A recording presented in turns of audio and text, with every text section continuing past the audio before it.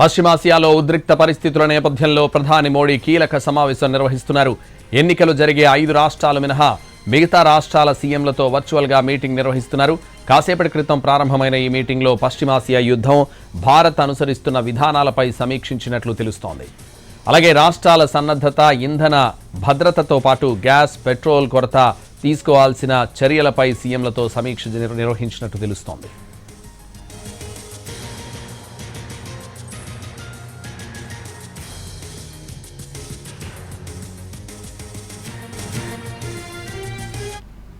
పశ్చిమాసియాలో ఉద్రిక్త పరిస్థితుల నేపథ్యంలో ప్రధాని మోడీ కీలక సమావేశం నిర్వహిస్తున్నారు. ఎన్నికలు జరిగే 5 రాష్ట్రాలు మినహా మిగతా రాష్ట్రాల సీఎంలతో వర్చువల్గా మీటింగ్ నిర్వహిస్తున్నారు. కాసేపటి క్రితం ప్రారంభమైన ఈ మీటింగ్లో పశ్చిమాసియా యుద్ధం, భారత్ అనుసరిస్తున్న విధానాలపై సమీక్షించినట్లు తెలుస్తోంది. ఇదే విషయానికి సంబంధించి మరింత సమాచారం మా ప్రతినిధి రాజు ఢిల్లీ నుంచి లైవ్లో అందిస్తారు. రాజు, సంతోష్, ఒక కీలక సమావేశం జరుగుతుందని చెప్పుకోవచ్చు. భారత ప్రధాని నరేంద్ర మోడీ రాష్ట్రాల ముఖ్యమంత్రులతో ప్రత్యేకంగా వర్చువల్ గా అంటే వీడియో కాన్ఫరెన్స్ ద్వారా ప్రస్తుతం సమావేశం నిర్వహిస్తున్నారు. కొద్దిసేపటి క్రితమే ప్రారంభమైనటువంటి ఈ సమావేశంలో పశ్చిమాసియాలో నెలకొన్నటువంటి పరిస్థితుల ప్రభావం భారతదేశం పైన ఎలా ఉంది, దాన్ని ఎదుర్కొనేందుకు భారత్ అవలంబిస్తున్న విధానాలు ఏంటి అనే దాని మీద కీలకంగా చర్చ. అంతేకాదు, ఇప్పుడున్నటువంటి ఈ ప్రత్యేకమైనటువంటి పరిస్థితుల్లో రాష్ట్రాలు ఎలా ముందుకు వెళ్లాల్సినటువంటి అవసరం ఉందనే దాని మీద కూడా ఈ సమావేశంలో చర్చ జరుగుతున్నట్టుగా తెలుస్తుంది.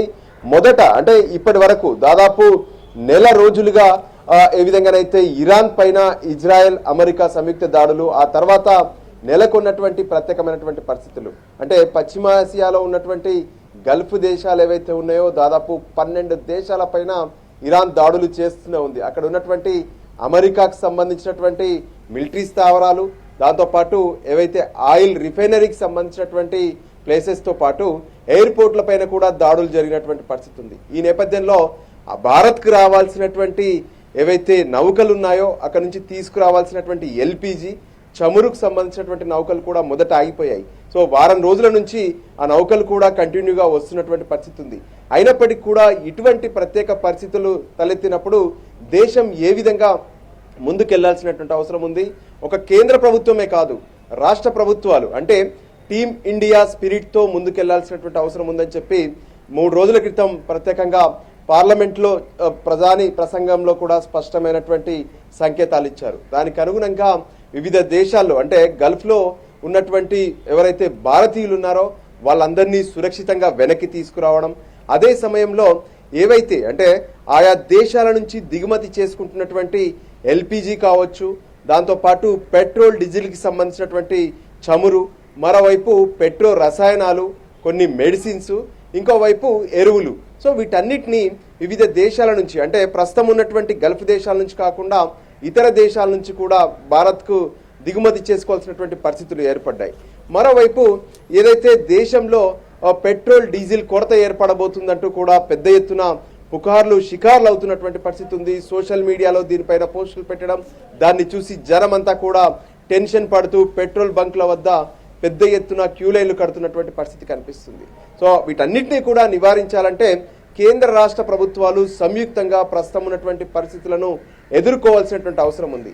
అందుకోసమే దేశంలో ఉన్నటువంటి అన్ని రాష్ట్రాల ముఖ్యమంత్రులతో ప్రత్యేకంగా ప్రధాని సమావేశంలో కొన్ని కీలక ఆదేశాలు ఇవ్వడమే కాకుండా రాష్ట్రాల్లో ఉన్నటువంటి పరిస్థితులను కూడా ఏదైతే కేంద్ర ప్రభుత్వానికి ఈ సందర్భంగా ప్రధానికి రాష్ట్రాల ముఖ్యమంత్రులు కూడా విన్నవించబోతున్నారు. అయితే ప్రస్తుతం దేశంలో 5 రాష్ట్రాల్లో ఎన్నికలు జరుగుతున్నాయి. వెస్ట్ బెంగాల్, దాంతోపాటు కేరళ, తమిళనాడు, అస్సాం, పుదుచ్చేరికి సంబంధించినటువంటి ఈ రాష్ట్రాల ముఖ్యమంత్రులు ఈ సమావేశానికి దూరంగా ఉన్నారు. ఆయా రాష్ట్రాలకు సంబంధించినటువంటి చీఫ్ సెక్రటరీలకు ఇప్పుడు జరిగేటటువంటి సమావేశానికి సంబంధించినటువంటి సారాంశాన్ని కేంద్ర కేబినెట్ కార్యదర్శి తర్వాత వాళ్లకు అందజేస్తారు. సో ఓవరాల్గా కూడా ప్రస్తుతం ఉన్నటువంటి ఈ ప్రత్యేక పరిస్థితుల్లో దేశాన్ని ఏ విధంగా ముందుకు నడపాలి, దేశంలో ఎదుర్కొంటున్నటువంటి ఈ సమస్యలను ఎలా పరిష్కరించుకోవాలనేదే కీలకంగా కనిపిస్తుంది. అంతేకాదు రాష్ట్రాలు కూడా కొన్ని ప్లాన్ చేసుకుంటున్నాయి. అంటే మనం చూసాము ఏ విధంగానైతే నిన్న అర్ధరాత్రి కేంద్రం తీసుకున్నటువంటి నిర్ణయం, వివిధ ఆయిల్ కంపెనీలు పెట్రోల్, డీజిల్ని ఇతర దేశాల నుంచి తీసుకురావడంతో వాళ్ళకు కొంత భారంగా మారుతుంది. దాంతో పెట్రోల్, డీజిల్ ధరలు పెరిగే అవకాశం కనిపిస్తున్నటువంటి నేపథ్యంలోనే వెంటనే కేంద్ర ఆర్థిక శాఖ కీలక నిర్ణయం తీసుకుంది. ఎక్సైజ్ డ్యూటీ ఏదైతే ఉంటుందో ప్రతి లీటర్కు 13 రూపాయల ఎక్సైజ్ డ్యూటీ పెట్రోల్ పైన ఉంది. దాంట్లో 10 రూపాయలు తగ్గిస్తూ కేంద్రం నిర్ణయం తీసుకుంది.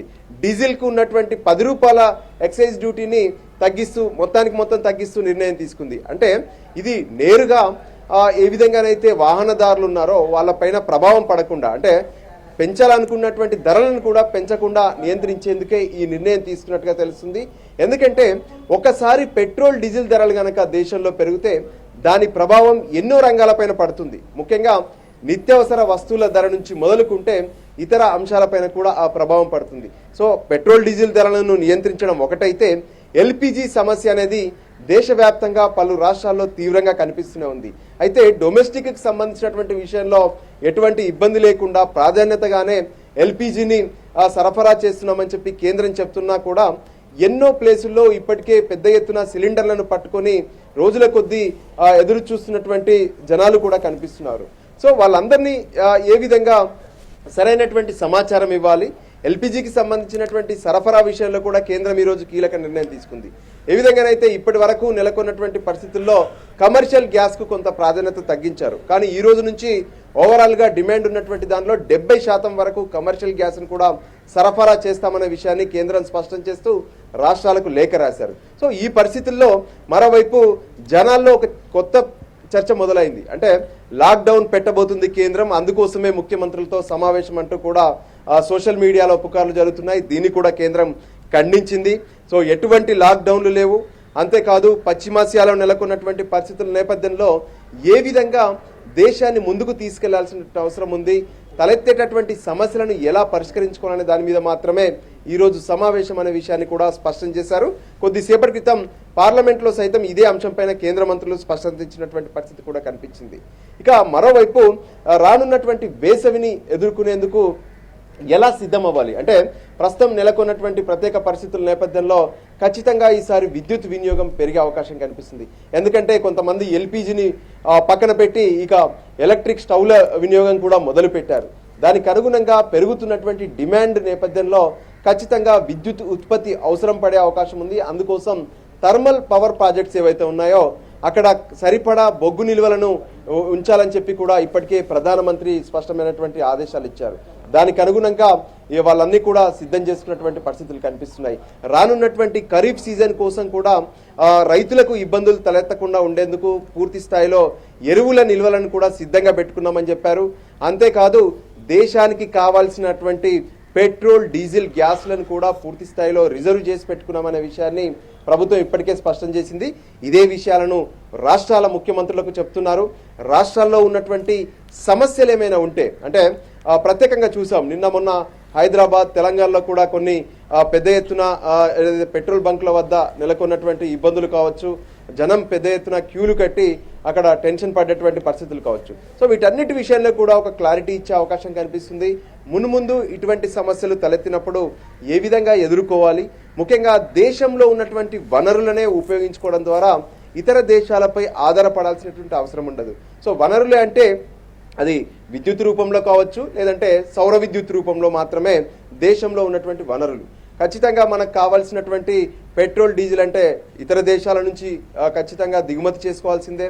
దేశంలో ఉన్నటువంటి ఏవైతే పెట్రోల్కి సంబంధించినటువంటి కావచ్చు, గ్యాస్కి సంబంధించినవి 20% మాత్రమే ఇక్కడ అవైలబుల్గా ఉంది. మిగతాది మొత్తం 80% ఇతర దేశాల నుంచి తెచ్చుకున్నటువంటి పరిస్థితులు ఉన్నాయి. సో ఇలా ప్రపంచవ్యాప్తంగా ప్రభావం చూపుతున్నటువంటి పశ్చిమాసియాలోని యుద్ధ పరిస్థితుల ప్రభావాన్ని భారత్ ఎదుర్కోవడం కోసమే ప్రస్తుతం కొనసాగుతున్నటువంటి సమావేశం.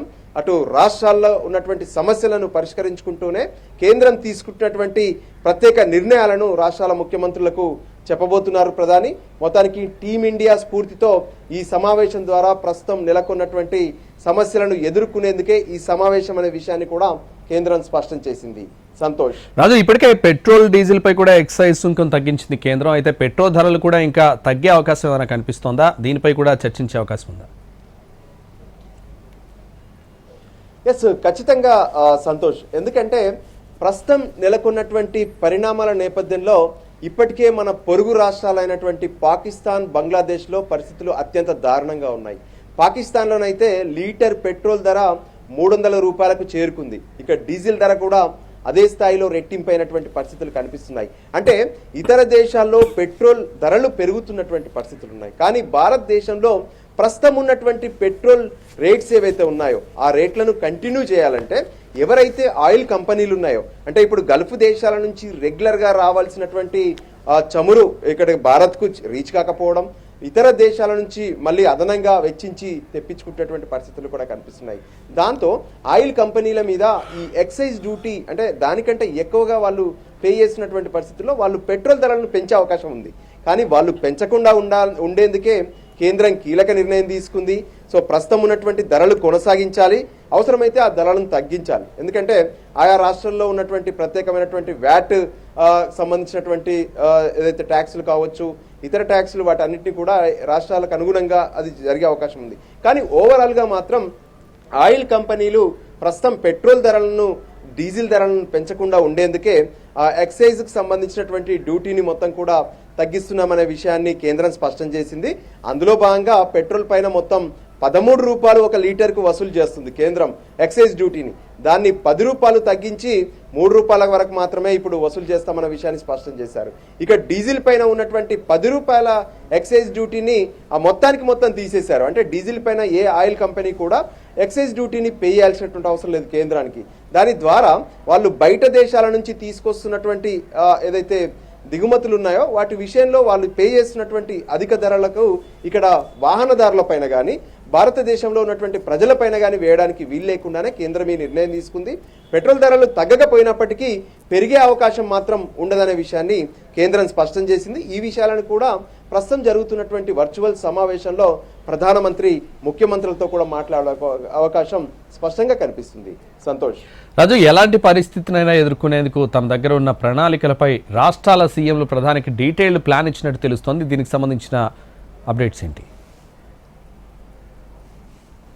ఎస్, ఖచ్చితంగా ఏ విధంగానైతే ప్రస్తుతం నెలకొన్నటువంటి ప్రత్యేక పరిస్థితుల్లో ఈ రిజర్వ్స్ అన్ని కూడా అంటే గ్యాస్కు సంబంధించినటువంటి రిజర్వ్ కావచ్చు, పెట్రోల్ డీజిల్కి సంబంధించినటువంటి రిజర్వ్స్ ఎక్కడ కూడా రాష్ట్రాలు నిల్వ ఉంచుకోవడానికి పెద్ద ఎత్తున స్పేస్ ఉండదు. అది కేంద్రం మాత్రమే పోర్ట్స్ ఏవైతే ఉన్నాయో ముంబై పోర్ట్ కావచ్చు, గుజరాత్ పోర్టు, దాంతోపాటు ఏదైతే తమిళనాడులో ఉన్నటువంటి పోర్ట్స్ వీటి దగ్గర మాత్రమే రిజర్వ్ చేస్తున్నటువంటి పరిస్థితులు ఉన్నాయి. అది కేంద్రం స్పష్టం చేసింది. తమ వద్ద ఉన్నటువంటి రిజర్వ్స్ భారతదేశానికి ఎటువంటి ఇబ్బంది లేకుండా జరిగే అవకాశం కనిపిస్తుందని. ఇక రాష్ట్రాల విషయానికి వస్తే రానున్నటువంటి ఖరీఫ్ సీజన్కు ఏ రాష్ట్రానికి ఎంత మేర ఎరువులు అవసరం అనేది గతంలో మనం చూసాము. కొంత ఎరువుల ఇబ్బంది తలెత్తడంతో వివిధ అంటే ప్రత్యేకంగా తెలుగు రాష్ట్రాల్లో కొరతతో జనమంతా కూడా ఇబ్బందులు పడ్డారు.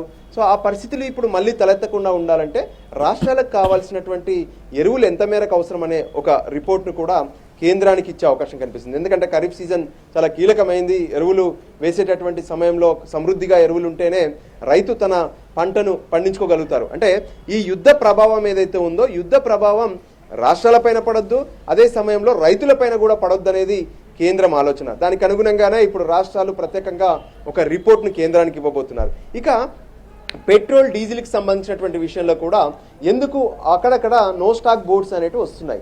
దీనికి సంబంధించి ఇప్పటికే సివిల్ సప్లైకి సంబంధించినటువంటి కమిషనర్లు, మంత్రులు రాష్ట్రాల్లో అన్ని పరిస్థితులను సమీక్ష నిర్వహించారు. సో ఆ డీటెయిల్స్ని కూడా కేంద్రానికి ఇచ్చే అవకాశం కనిపిస్తుంది. మరోపక్క ఏ రాష్ట్రాలు ఉన్నాయో ఆ రాష్ట్రాల నుంచి చాలామంది అటు గల్ఫ్ దేశాల్లో సెటిల్ అయినటువంటి వాళ్ళు ఉన్నారు, కొంతమంది టూరిజం కోసం వెళ్ళినటువంటి వాళ్ళు కూడా ఉన్నారు, కొంతమంది ఇంకా వెనక్కి తిరిగి రాలేదు. సో వాళ్ళను వెనక్కి తీసుకొచ్చేందుకు కూడా తమ వద్ద ఉన్నటువంటి డాటాను అంటే గత నెల రోజులుగా రాష్ట్రాలు ఏ విధంగానైతే 24/7కి సంబంధించినటువంటి కాల్ సెంటర్స్ నిర్వహిస్తున్నారు. దానికి అనుగుణంగా ఎక్కడైతే ఎయిర్ స్పేస్ ఓపెన్ చేశారో గగనతలాన్ని ఓపెన్ చేసినటువంటి ప్రాంతం నుంచి కొంతమంది వెనక్కి వచ్చేశారు. దానికి సంబంధించి దాదాపు 4 లక్షల మంది గల్ఫ్ దేశాల నుంచి వెనక్కి వచ్చారని చెప్పి స్వయంగా ప్రధానమంత్రి పార్లమెంట్లోనే స్పష్టం చేశారు. సో మిగతా చాలా మంది కూడా ఆయా దేశాల్లో ఉన్నారు. ఇరాన్, ఇరాక్తో పాటు ఇజ్రాయెల్లో కూడా ఎంతో మంది భారతీయులు ఉన్నటువంటి పరిస్థితి ఉంది. అది వివిధ రాష్ట్రాలకు సంబంధించినటువంటి భారతీయులు ప్రజలే. సో దానికి సంబంధించినటువంటి డాటాను కూడా సెంట్రల్కి ఇస్తూ ఉన్నారు. ఇక మరోపక్క ఖచ్చితంగా రాష్ట్రాల్లో ఉన్నటువంటి ఇబ్బందులు ఏవైతే ఉన్నాయో పెట్రోల్ డీజిల్కి సంబంధించినటువంటి ఇబ్బందుల నేపథ్యంలో వాటికి సరిపడా వాటిని సరఫరా చేయడం పైన కూడా తమ వద్ద ఉన్నటువంటి డిమాండ్ ఏంటి అనే విషయాన్ని చెప్తారు. మరోవైపు రానున్నటువంటి వేసవి కాలానికి విద్యుత్కు సంబంధించినటువంటి విషయంలో కూడా వాళ్ళ డిమాండ్ను కేంద్రానికి చెప్పే అవకాశం కనిపిస్తుంది. ఇంకోవైపు ఎల్పిజి అనేది చాలా కీలకంగా మారుతున్నటువంటి పరిస్థితి కనిపిస్తుంది. ఎందుకంటే ఎల్పిజి డొమెస్టిక్కే ప్రాధాన్యతనిస్తున్నామని చెప్పి ఇప్పటికే కేంద్రం స్పష్టం చేసినప్పటికీ కూడా చాలా చోట్ల డొమెస్టిక్ అంటే ఇళ్లలో ఉపయోగించేటటువంటి సిలిండర్ల కోసం కూడా జనం ఇబ్బందులు పడుతున్నటువంటి పరిస్థితులు స్పష్టంగా ఉన్నాయి. సో వాటిని ఎలా అధిగమించాలి, తమ రాష్ట్రానికి కావాల్సినటువంటి అధికంగా ఏమైనా ఎల్పిజి అవసరం అనే దాని మీద ఒకటి. మరోవైపు కమర్షియల్ సిలిండర్లను నిలిపివేయడం ద్వారా ఎంతో మంది ఇబ్బందులు పడ్డారు. ఇప్పటికే వలస కార్మికులు ఎందరో ఉపాధి లేక ఇబ్బందులు పడుతున్నారు. హోటల్స్ క్లోజ్ అవుతున్నాయి, కొన్ని పరిశ్రమలు క్లోజ్ అవుతున్నటువంటి పరిస్థితులు ఉన్నాయి. వాటిని మళ్ళీ ఏ విధంగా రన్ చేయాల్సి ఉంటుంది అనేది కూడా చాలా కీలకంగా కనిపిస్తుంది. వీటన్నిటికి అనుగుణంగానే మరోవైపు దేశంలో ఉన్నటువంటి వనరులను ఉపయోగించుకునే ఆల్టర్నేటివ్గా వాటన్నిటికీ సిద్ధపడాలనే విషయాన్ని కూడా కేంద్రం చెప్పబోతుంది. మొత్తానికి అటు కేంద్రం ఇటు రాష్ట్రాలు ఇద్దరూ కలిసి పూర్తి స్థాయిలో ఒక టీమిండియా స్పిరిట్తో ప్రస్తుతం పశ్చిమాసియాలో నెలకొన్నటువంటి యుద్ధ పరిస్థితుల ప్రభావం భారత్ ఏ విధంగానైతే ఎదుర్కొంటుందో దాన్ని పూర్తి స్థాయిలో పరిష్కరించుకునేందుకు ఏకమవుతున్నటువంటి పరిస్థితి కనిపిస్తుంది. అదే విషయాన్ని ప్రతి భారతీయుడు కలిసి వస్తేనే ఇలాంటి పరిస్థితులను తట్టుకొని ముందుకెళ్లేటటువంటి అవకాశం ఉంటుందనే విషయాన్ని ప్రధానమంత్రి స్పష్టం చేశారు. అదేవిధంగా ఇప్పుడు రాష్ట్రాల్లో అంటే వేరువేరు పార్టీలైనా సరే వేరువేరు ప్రాంతాలైనా సరే అందరూ కలిసి భారతదేశం ప్రస్తుతం ఎదుర్కొంటున్నటువంటి ఈ ప్రత్యేకమైనటువంటి పరిస్థితులను పరిష్కరించుకోవడానికి ముందుకు రావాలనే విషయాన్ని కూడా కేంద్రం స్పష్టం చేస్తుంది. అదే విషయంలో రాష్ట్రాలు సైతం సహకరిస్తామనే విషయాన్ని స్పష్టం చేస్తున్నటువంటి పరిస్థితి కనిపిస్తూనే ఉంది. Santosh. Right, thank you Raju.